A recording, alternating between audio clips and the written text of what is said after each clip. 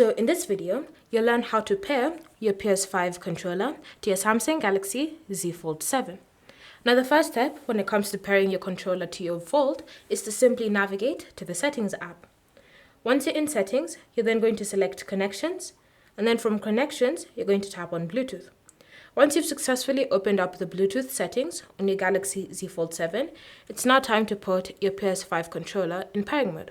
Now putting this in pairing mode is fairly simple.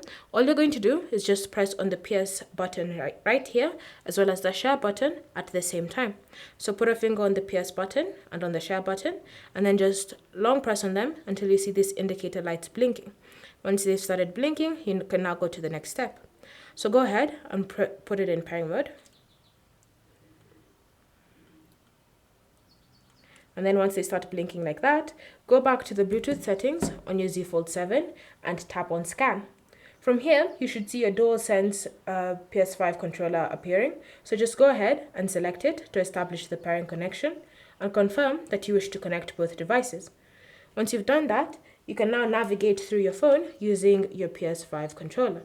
If you want to go home, you can just press on the home button and you should be able to go back to the home screen. Like that. And so now you can go ahead and navigate through your Z Fold 7 using the PS5 controller. Thanks for watching. If you have any questions or comments, leave them down below and we'll get back to you.